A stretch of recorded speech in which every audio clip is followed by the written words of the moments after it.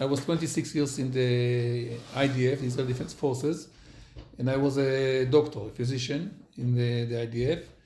And all really, for 26, always I was in the special units, commando units, special operations, things like this. At the beginning, I was like commanding a small unit, like of the battalion. But slowly I became in higher ranks. At the end, I was a coronel in the Israeli forces, and I was commanding medical units and advising the generals what to do in the conflict of battle zone and things like this. I had a lot of experience how to command, how to lead my people, or my soldiers. And it's not big difference between, let's say, it's not big difference to lead or to command soldiers or to command staff in the hospital. Because at the end, it's not just, people think that if you're a officer, you give an order and people do it, but they are wrong. They will do it only once, maybe. They need to believe in what you are saying. They need to believe in you. And also in the army, it was like this. I always try to explain them why it's so important what they are going to do. And so it's the same in the hospital. So I came to the hospital with a lot of But how did skills. you come to the hospital? How did you leave the army and become a hospital director? My last position was completely different. I was the first doctor of the IDF who nominated as a military attaché, נספח צה"ל. And I was also representing the Ministry of Defense of Israel in Moscow, in Russia. So this was completely different. Probably they chose me not because of because my intellectual or things like this, but mainly because of my background, always with special units, commando units, and things like this.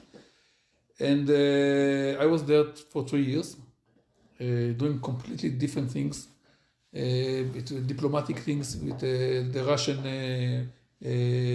Ministry of Defense and the Russian Army. So when I finished, it was in 2014, just after they invaded to Crimea. And I invaded Ukraine. Ukraine, yeah. No, they invaded at the beginning, if you remember, to the semi-island of Crimea. Uh-huh. It was in 2014. Yes. And I was, at the beginning, I was like, because I was representing Israel, and there was on one side Russian, and on the other side was all the others, like NATO countries, and so I was like a good bridge between them, and they used me in a good way. They used me for delivering information. Yes, and because notes. Israel has good relationship with Russia and also with Yes, it the used to be other like side, this. yes. Let's say in 2014 it used to be like this. Since the 7th of October, I think it's much less because Russia, we still have a good relation, but much less because Russia was standing with Hamas, standing with a terror organization like Hezbollah and others. They hosted the Hamas leaders just after the horrible things that happened. And this is not good.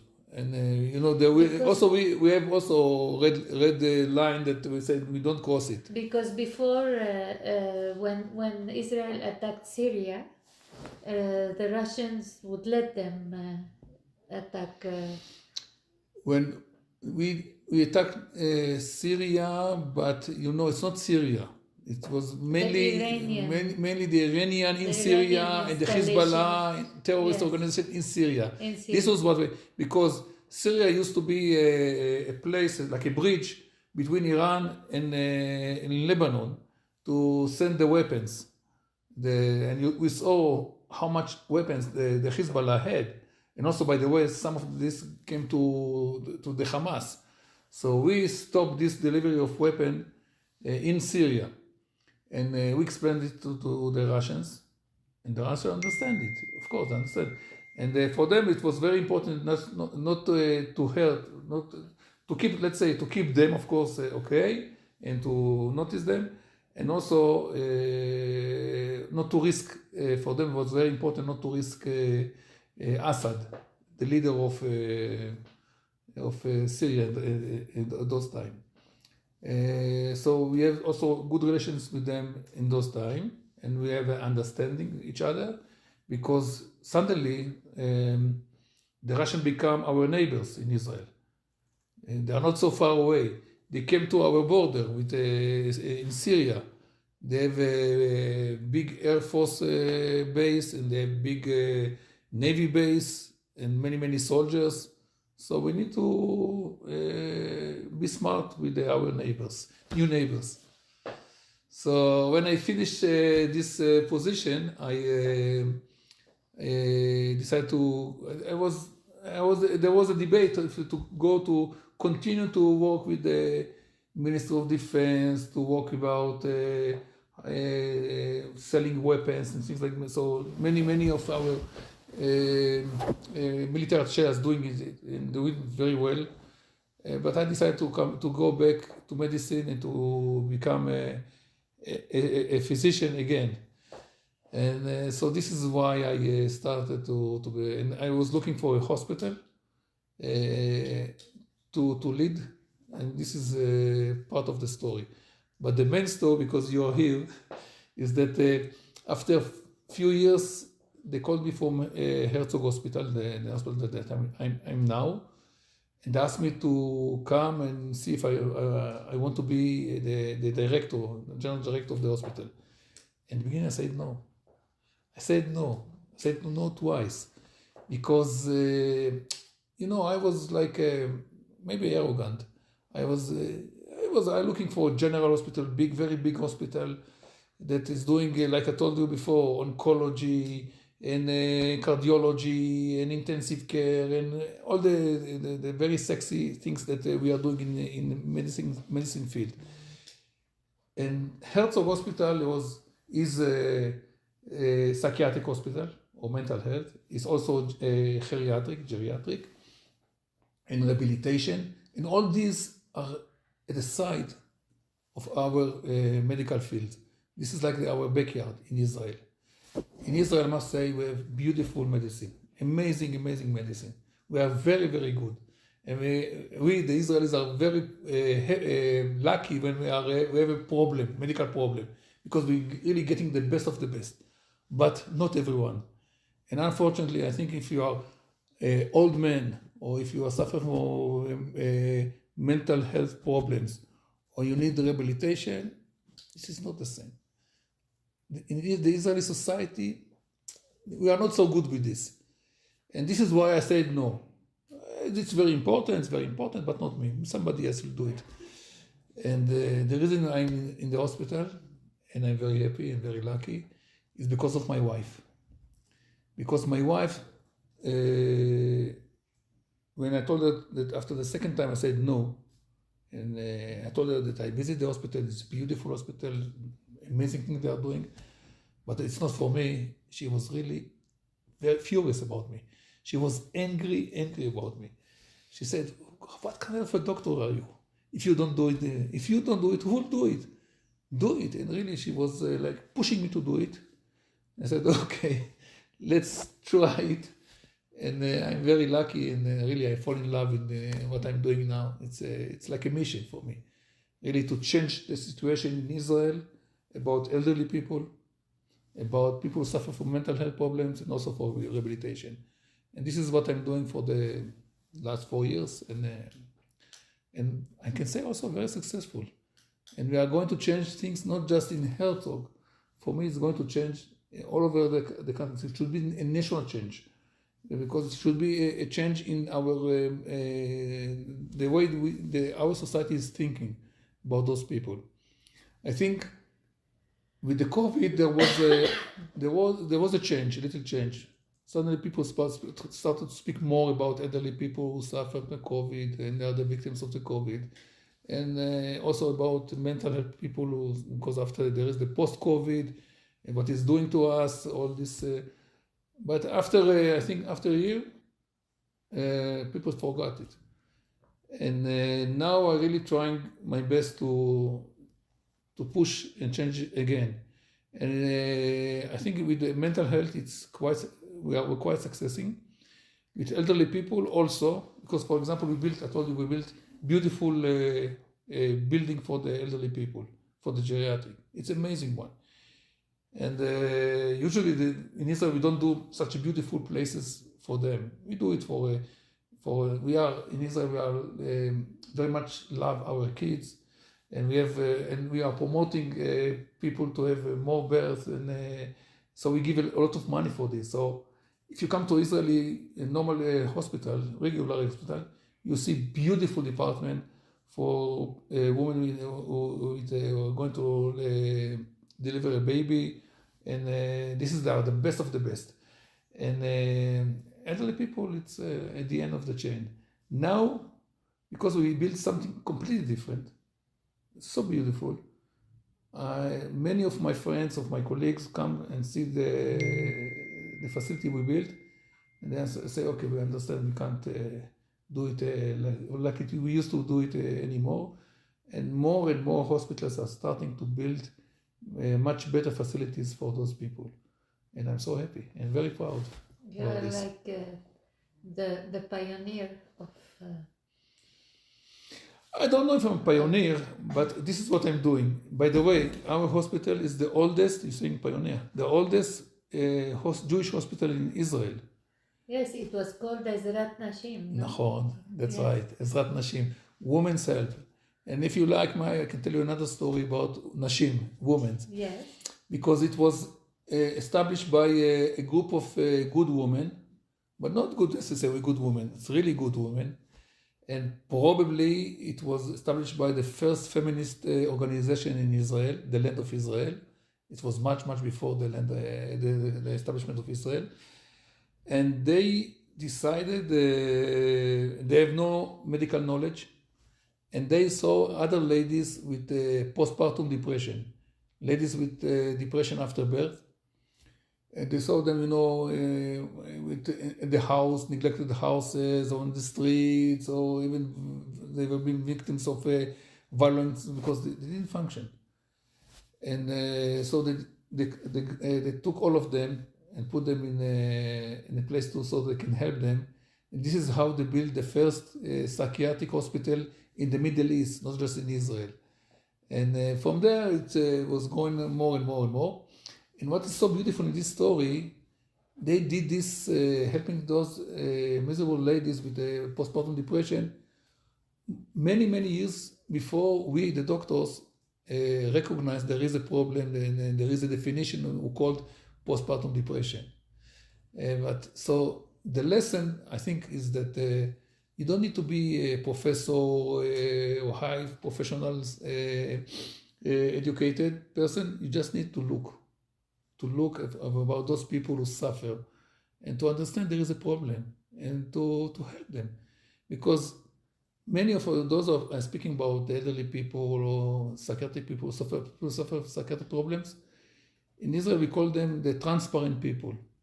We are looking through them. Instead of שקוף, האנשים השקופים. Exactly.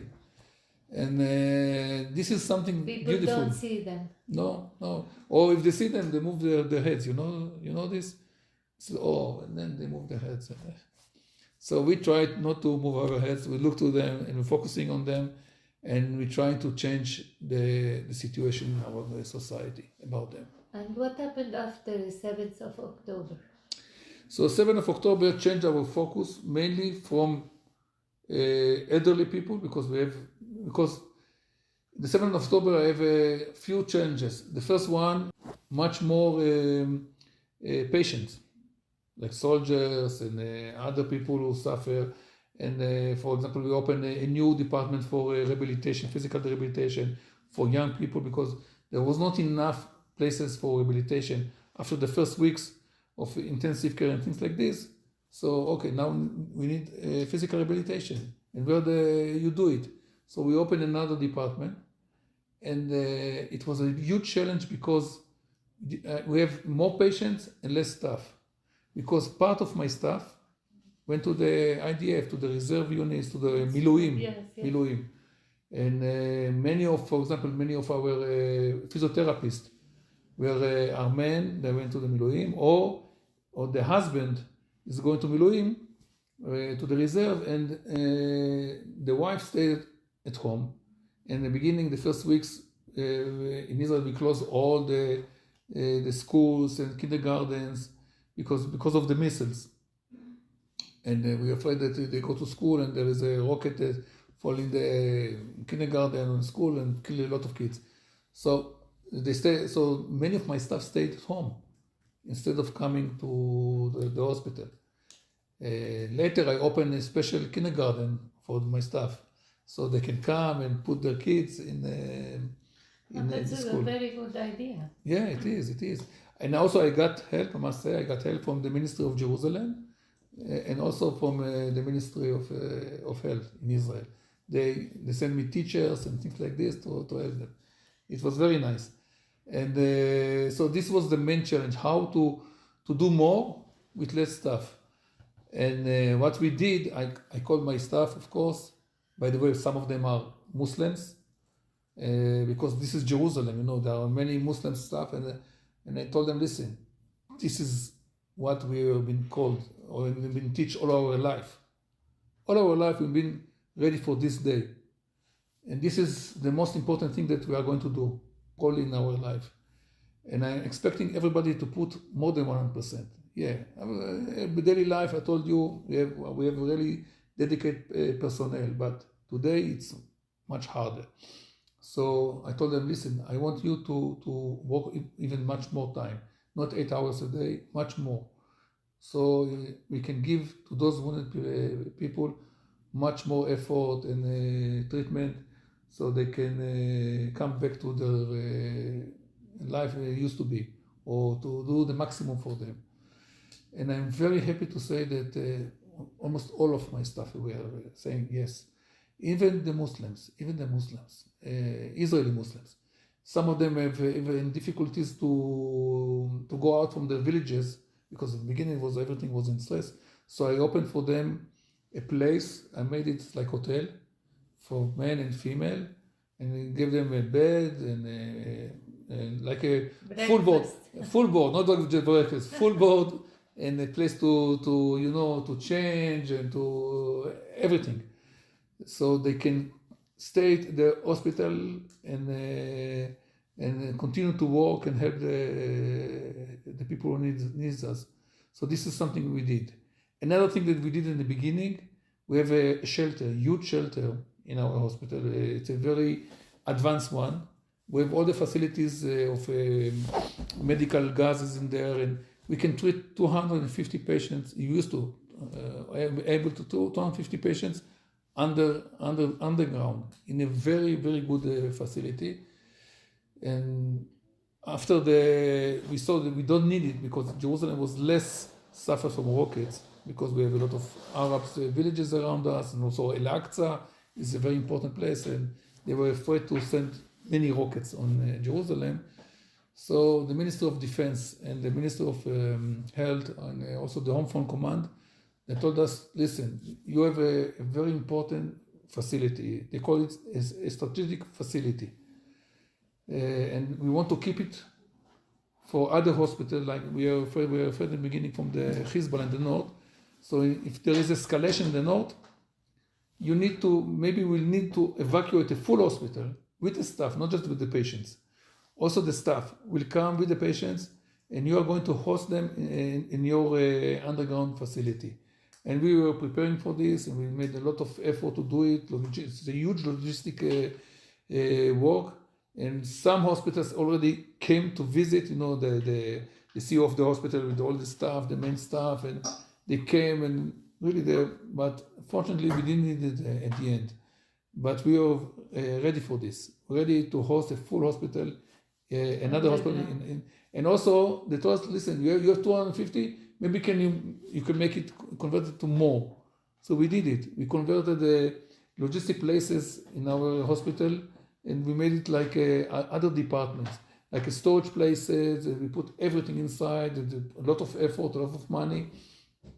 And now we have about 340 beds ready. still ready. And I hope we will not use it, never use it, but we are ready. I know you told me about the story about the soldier. Now that we are talking after 7 of October, about the soldier that came badly hurt and his sister was going to get married. Can you tell us You about want me this to story? repeat about the Yes, story? yes. Okay, no problem. So about a day or 2 days after the 7th of October, we got they sent us from Ichilov, it's another big hospital in Israel, a soldier in a very badly injured. He was injured in his head and his chest, and they said he will not survive. And his story is also very unique because he was he was almost finished his duty from the army, so he was at home at this horrible day of 7th of October. And when he heard about what's happening with his unit at the border, so he took his weapon and uniform and left his home and ran to the battle zone. And there he was wounded very badly. And he was with a huge brain damage. And he came to us in a situation that he was very delicate, between life and death all the time. His parents were amazing. They all the time say, he will be okay. And the big story was around his sister, because his sister is supposed to get married a few months later, and she decided not to get married without her brother. She always said, I'm going to get at the wedding, my brother beside me. And there was a conflict with the family of his future husband, because they said, okay, there's not a chance, because they look at him, he was fully unconscious for 1 month, 2 months, nothing happened with him. And then she said, okay, I'm going to ask him. And she came to him and she told him, listen, do you want to participate in my wedding? And if the answer is yes, please blink twice with your eyes. And he was blinking twice with his eyes. And it was really, everybody was crying when he did it, because it was the first time he did it. The first time.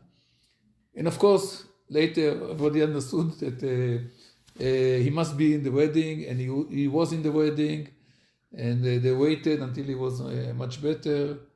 And a few months later, he was he went to the rehabilitation. He still, of course, with a lot of injury, but he can, for example, we teach him to communicate through his eyeballs. So he can look at the computer, and instead of moving his hand with the mouse, he moving the mouse with his eyeballs. And this is the way you know how to communicate. How to communicate with his, or able to communicate with his family and everybody today. And he's also now he can walk a little bit, and this is really a miracle. It's a miracle. Amazing story. What are other stories you can tell us about these miracles in the Herzog Hospital? I think now today the main focus, we move to the third stage is after the acute phase and then the rehabilitation. Now the mental health problems. People didn't speak about it much, but now we're understanding this is like a pandemic in the Israel society, and of course mainly with our young soldiers who really been exposed to horrifying things. For example, there is a battalion named Golani. I don't know if many people know, but familiar with this. But Golani is a very special brigade and very brave soldiers. And they suffer more than anybody else in 7th of October, because 2 battalions were there in the 7th of October on the border. And from these 2 battalions, 72 soldiers died, been killed in this in action in this day. They were fighting like heroes, but there were so many against so many. So there's so few against so many, sorry. And they after this day they continue to fight like nothing happened, and then these soldiers were fighting and fighting, and they lost more and more soldiers, not like the first day, of course. And after being released, few of them started to be released from the duty. So we understand we should take, because the time they are fighting, they all the time thinking about doing, and how to fight, how to survive, how to kill the terrorism, things like this. So they don't think really what happened to them. But when they have been released, suddenly they are alone, not with their friends, not with their buddies, and very bad things happen to them. So what we are doing, we open a huge clinic for PTSD or soldiers who suffer from. What is happening to them? It comes to them. They have flashback. It's coming to them, and sometimes it's COT. It's like nightmares for them. It can be even at daytime, not just at night. Yes. They can sit like us with us, and there is a trigger. You can't understand what is the trigger. The trigger can be a green flag, or somebody have some kind of voice that is the trigger, or whatever.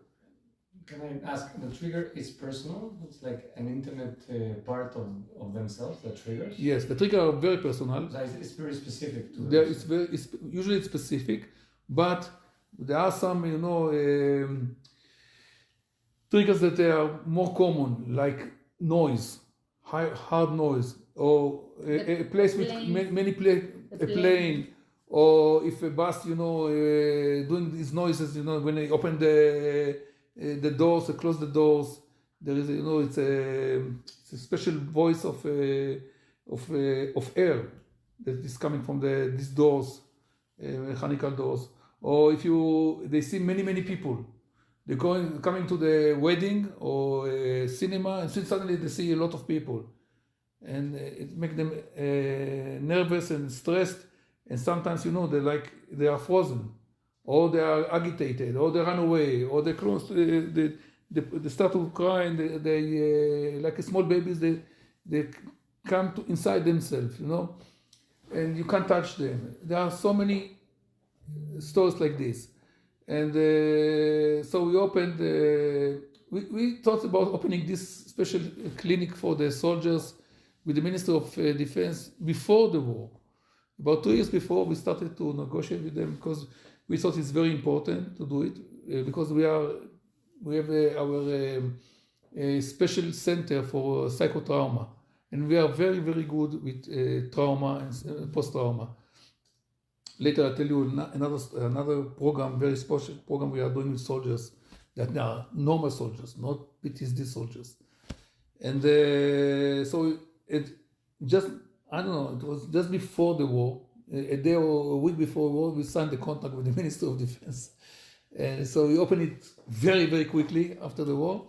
And we have so many soldiers it really needs us. And when we open it, for example, today we have about 500 soldiers who suffer from PTSD treating in our clinic. It's an outpatient clinic, not inpatient. So, and some of them come for every day, some of them come once a week, some of them come one in a month or 2 months, things like this. It depends on how profound is the injury. And what I told before we opened this clinic, I told my staff, listen, this is a mission it's a holy mission. And I don't care about money. I don't care about nothing. The only thing I care about, when the first step of the soldier, he come to our clinic, he should say, wow. He should say, this is the place I was looking for, that I feel comfortable, I feel safe. And also, I'm trying to give them everything. It's a holistic place. It's not, because after 7th of October, many places in Israel, good places, not bad, good places, opened some kind of clinic or help to the soldiers who suffer from PTSD, also civilians who suffer from PTSD. But I think there in Israel, all around Israel, there is only 2 places. One our center, there is another center in the near Tel Aviv that are giving everything. When I say giving everything, it's not just psychiatry and psychologists and social workers, but also other things like yoga therapy, dancing therapy, group therapies, or therapy with their wives, a therapy with their kids, a special program, father and the kids, because we understand also the kids are victims, not just the soldier. Because you just think about it, because they saw as a kids, they saw their father as the big father, very brave, very strong, he can do everything, and suddenly he become nothing. He become nothing. He's doing nothing. He's like hopeless or helpless. And so this is also another very important program, the kids with and we have also programs with riding horses. For some of them it's very, very good. This is, by the way, Mark, what you asked me, this is very also special for each one. Some people like to ride horses, and for them it's the best thing they can do. Some needs dogs.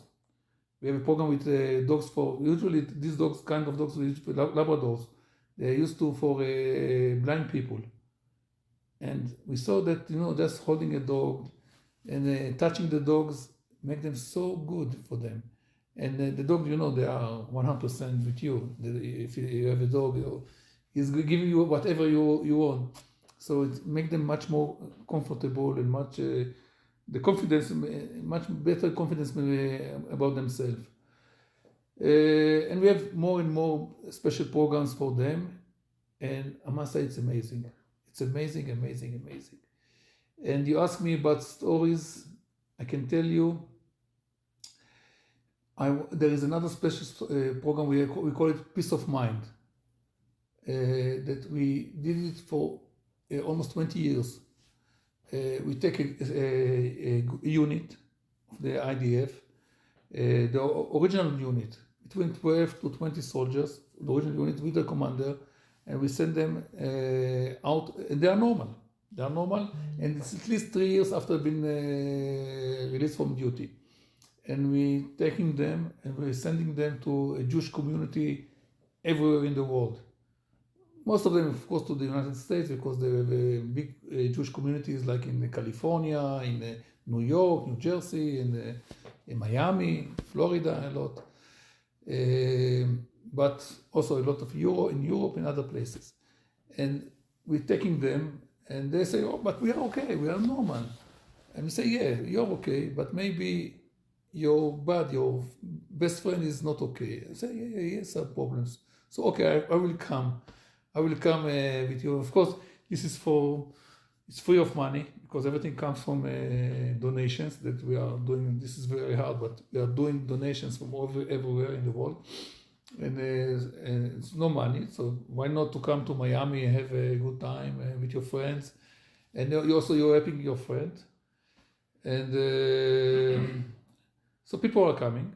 And now and we did it about 250 times before, delegations before the war.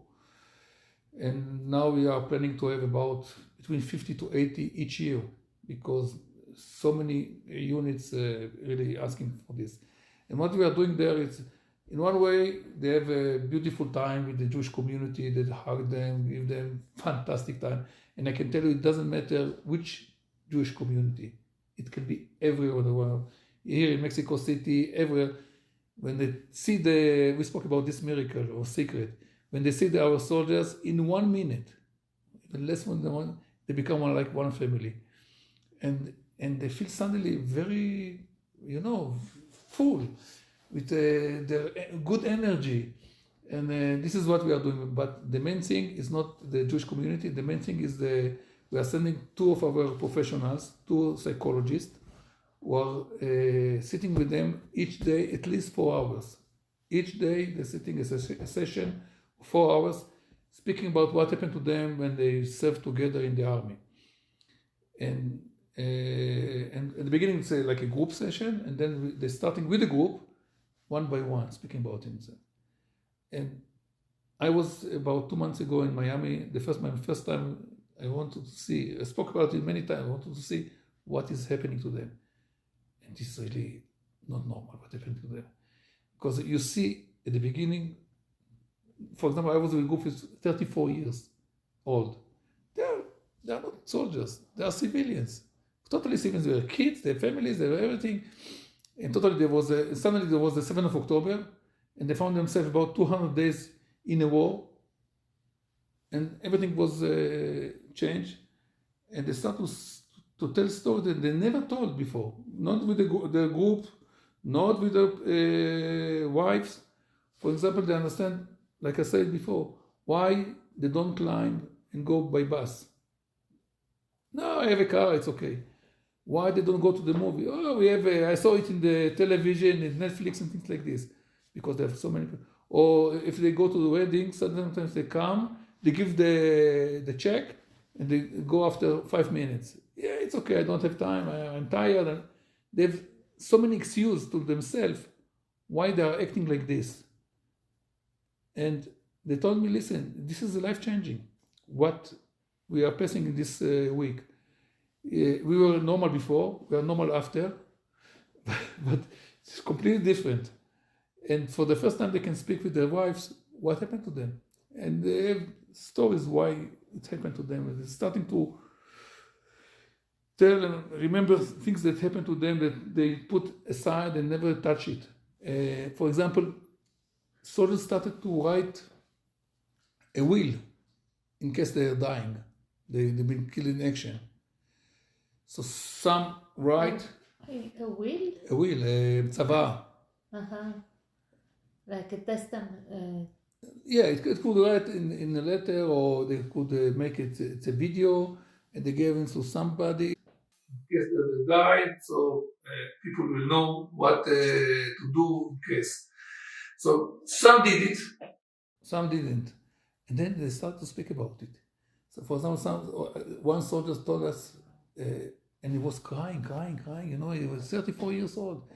He told, how can I put whatever I think about my life and about people who I love, my parents, my wife, my kids, in one page? And what I want them to remember me, how they want me to, I can't do it. So he wrote this and never gave it to somebody, he never told it to somebody. And he says, since he wrote it, he never touched it, and nobody knows where it is. But so, and another one said the opposite. He said, listen, I didn't write because I was afraid if I write it, it will come true. I'm going to be killed. But always I thought it's not fair for my wife. I should write it. She remember me. She has something for me. And they got another call to Gaza after in Miami. Said, I'm going to write now something to my wife in case she opened only in case something happened to me. Or another one told us he had a baby 2 months old when he was on 7th of October, and he was called to the Gaza, and after 1 month he come back for the first time for first vacation, and his wife was very happy, and she gave him the baby. For the first time, he's the father of the baby. He didn't see him for 1 month, and he was holding the baby. The baby started to cry, and I couldn't hold him. You know, the only thing that I could think about is how to close my ears and throw him back to my wife. So he said, in the end, I really pushed him quite aggressively back to his wife. Wife was shocked. The baby was crying a lot. He was crying, and he was putting his hand like this. He couldn't suffer from the noise. And later he said, what I became. And when he told this story, he was so much crying, you know. He's not a baby, you know. He's 34 years old. He was a big businessman and things. Started to cry like a baby. And it was so good for him, you know, to speak about it. So this is another program we are doing. And about between 8 to 10% that really needs more help when they come back to Israel. and we are giving them more sessions and private help with our professionals in Israel, also for free. This is another program we are doing. Yes. Do you think Israel will be affected in its mental health, the whole population after October 7th? I'm sure we are already been affected. We've already been somehow been changed. I must say that we are very resilient society. We are very. You showed me the video. We are very resilient. So the majority are okay, but even the majority been affected. Like I told you, even you are normal, you are acting normal. Something changed inside you, and there are some that are not so much resilient, and they will need much more help. They will need professional help, and it's not going to end without the help. And this is why Herzog Hospital is so important. Very important. By the way, at the beginning of the war, what we did with our special center for psychotrauma, we teach other professionals what to do, social workers and psychologists, what to do in trauma. Because, for example, if you're a social worker, many years, you have a lot of experience, but you don't have experience with trauma. This is completely different. You can have a lot of experience with people who are going to get divorced, or somebody died in the family, or things like this, or there is a violence in the family, but not trauma. This is totally different subject. And so at the beginning we were teaching all over Israel for week by week. We gave session of to those. The first weeks it used to be about 4,000 personnel per week that get from us tools how to deal with the trauma. Oh, it's quite a situation.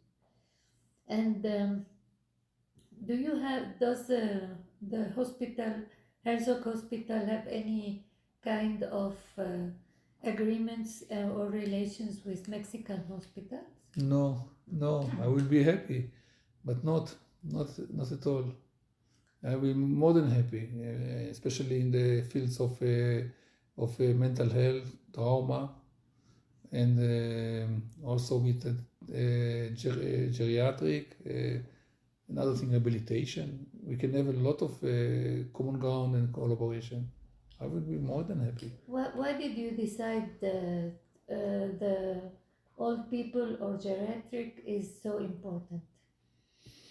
I didn't decide. I got the hospital like this, and but I think from the story that I told you about the postpartum depression with the ladies that nobody look at them, I think maybe you can all the years. You can repeat it. Okay. So our hospital is the oldest hospital in Israel, Jewish hospital in Israel. It's already 130 years. Yes. And at the end of the 19th century, a group of good women decided to open this hospital, and the name was Ezrat Nashim. And Ezrat Nashim in English, it's a woman's help. And they were very good women, not like we say today, good women. They were absolutely good women. They looked how to help other ladies. And in the beginning, they helped ladies with postpartum depression. And they collected them from their home and from the streets and everywhere. They put them in one place. This is how they created the first psychiatric hospital in the Middle East, not just in the land of Israel. And this hospital was very famous in those times because it was the only one. And everywhere in the Middle East sending the patients for psychiatric problems. But very I think very unique story about this is that what they did was many years before we, the doctors, professors and others, understood that there is a disease called postpartum depression, or women after birth can be depressed. How come? If they have a baby, she should be happy, not depressed. Nobody thought about them. about this. Only many decades after this, the psychiatric field found that this is really correct. That there is like today, everybody speak about postpartum depression. So the lesson we learn today from what they did in those times is that you don't need to be a professional. You don't need to be a doctor, physician, professor, whatever. You just need to be a human being. You just need to be somebody who really care about others, and you're looking for others. Like we said before, those people who we call it transparent people, אנשים השקופים. Don't take your head away when you see them. See them, and you understand they need help.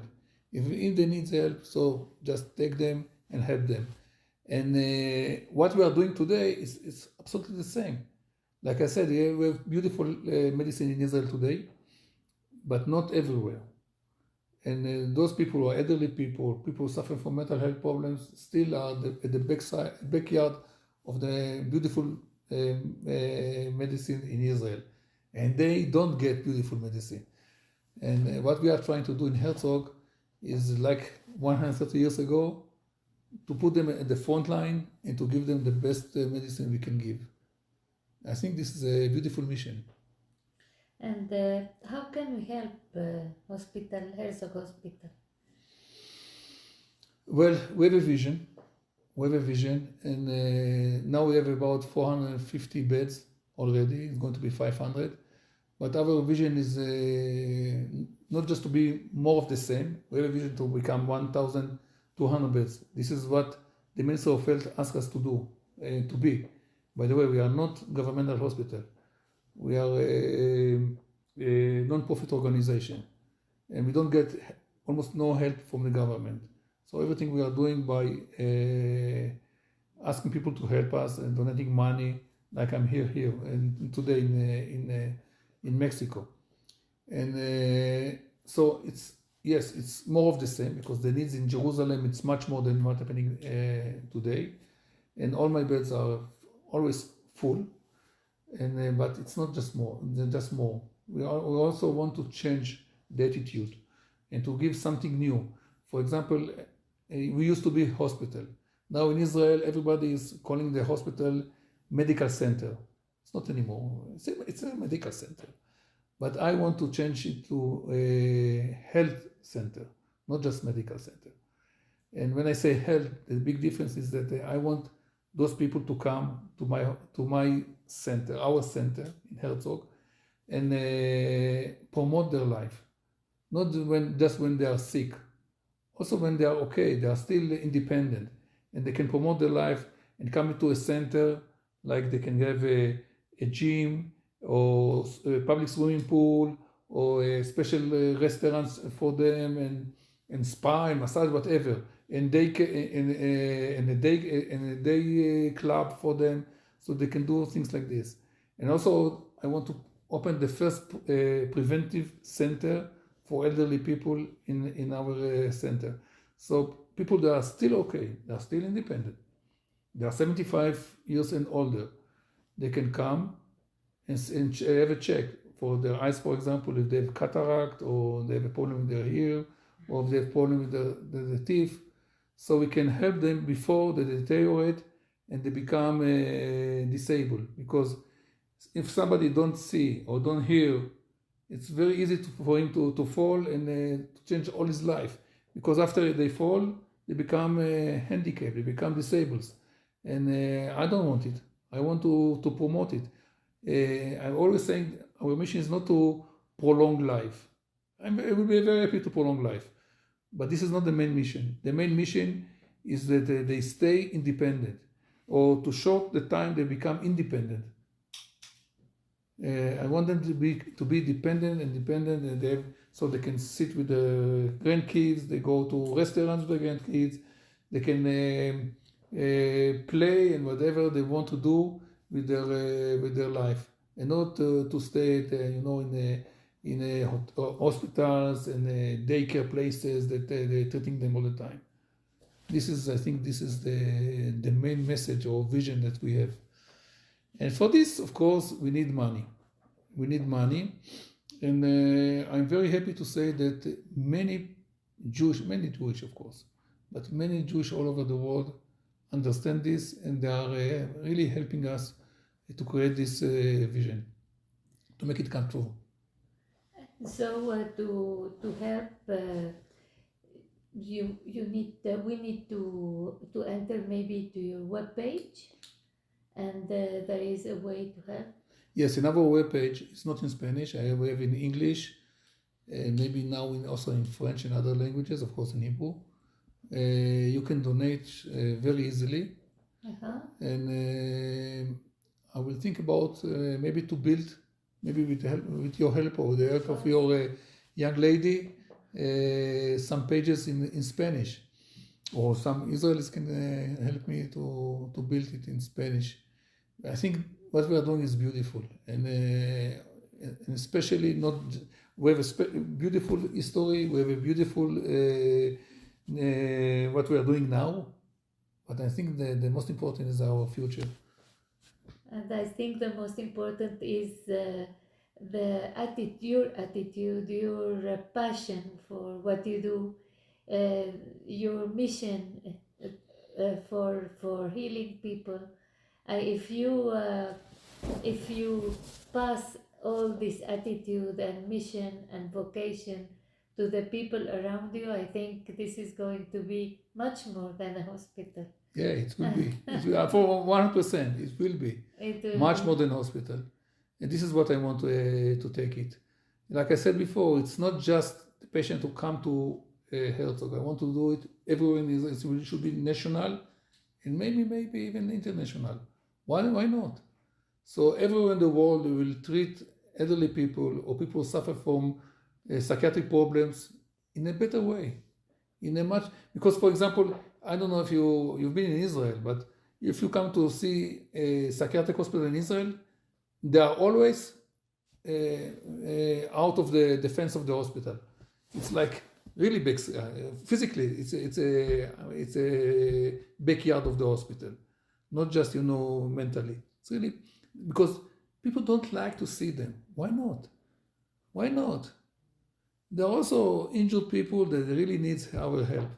So this is what we are going to see. What I saw in the beach, that there are discapacitated people, people who can't walk, but they are into little cars going through the beach. Yes, special places. Yes. Yes, and having a good time with. We have also special wheels. Yes. They can put them inside the water and they can float on the water, inside the water, inside the sea. So they can enjoy the water and swim with their hands, and they are floating with those special devices. So yes, we know how to do these beautiful things. So why not for other people, elderly people or people suffering from mental problems? This is what we need to do, to change the attitude of our society. And it's very easy because, when you have a grandfather or grandmother, you're always taking care about them. But the question, if you are really taking care about not your grandmother or grandfather, but somebody else, grandmother or grandfather.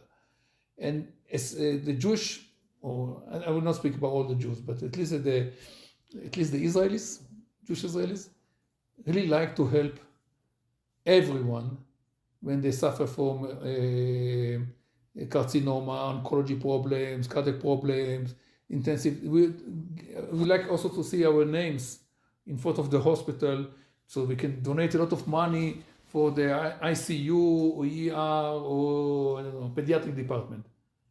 But we don't like to put our names on psychiatric building, or don't like to put our names in a geriatric program. So this is something that it's a really mission to change it. And I really feel that we're starting to change it. And the attitude in the world is a little bit different from the attitude in Israel. Sometimes it's much better.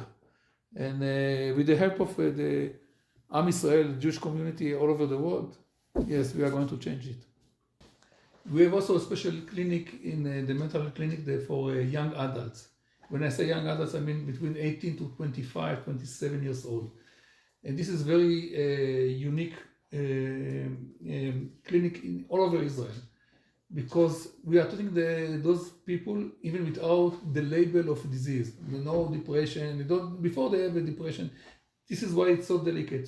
So you can treat them, and they can come and they get help, even without there is a psychiatric someone that say, okay, they have a depression or bipolar disease or whatever. And before the war, we had it used to be mainly for women, young women, and mainly it was because of sexual abuse. That young girls that move from one abuse to another abuse, another man to another man, and this is what used to treat them before the war. And this was really life-saving. It's and you saw those young girls, how they become, instead of become, at the bottom of the society, you really could stand up. They could go to the university, and also they can charge in court the people who helped them. And since the 7th of October, it's been changed. Now, if you come, you see the majority are people who've been survived from the Nova Festival, or other young people who survived they came from the envelope of Gaza, and we evacuated them a day after, the 8th of October. We evacuated them to hotels, and each hotel become like one hotel. Each hotel become like one village or kibbutz. And for those young people who survived this horrible day, they suffer from many things. And we are taking them and treating them, and again without the label of psychiatric problem. So they can come because easily. We know some of them have committed suicide. We know about one woman, and this is also something that make me decide to make me do the decision of why to open this clinic, especially for the Nova survivors. Yes, this is really can be end with suicide and the end of life of those miserable people. And so this is really very unique, because usually we treat people all over the world, not just with definition. I have the depression, you have a bipolar disease and things like this. Those young people who come to us have no definition. They just The ones from looking, Nova? Yes, they come in for help. And by the way, they don't want really that you target them as psychiatric problems, or you are a depressed person, or you have a schizophrenia or something like this. They prefer to come without a label. This is what we're permitting them to come, again, free of charge, just doing it. This, by the way, it's a special program we are doing with the municipality of Jerusalem. They're also helping us. They're funding those people, those young people, and they're sending them to us. And this is a very flexible clinic, because when I say flexible, I mean, if you are a 91 years old guy that you used to use drugs like in the Nova, and you're asking for help, and you're starting to treat him, you say, okay, please come again next week in 1:45. So the chance he will come in 1:45 next week, it's like zero. So most of the time they come or before or after, not. And you need to be very tolerant with this. So good, and it's beautiful you came, please come. And this is how we are treating them, those young adults. Wow. It is like very special care. Yes. Very human care. You must be different. You must be someone who really care about other people. You must have the compassion about other people. And this is something that I think most of my staff, I don't want to say all, but at least most of my staff are really full with this. For example, the main physician, the main psychiatric, she's a lady in this young adult clinic, and she's keeping the Shabbat, she's religious, she's keeping the Shabbat, but she gives to each one of those young adults a private phone number, cellular phone number. and they're telling her you can call 24 hours, 7 days a week, even in Shabbat, if you feel that you need to call me. So because of course, but in the beginning they call her a lot because they abuse it, but later they know when to call or just to SMS or. And she told me, listen, sometimes in the middle of Shabbat somebody is calling me in 2 o'clock at midnight, after midnight, not in the morning, and she listen, I'm in a hotel with somebody I don't know, a guy that I don't know what to do. And she's starting to tell her what to do, how to cope, and how to go out from this hotel. And without this flexibility that you can call your psychiatric 24 hours a day, 7 days a week, there is no success. You must be somebody very, very dedicated for this mission. Wow. Thank you. Thank you.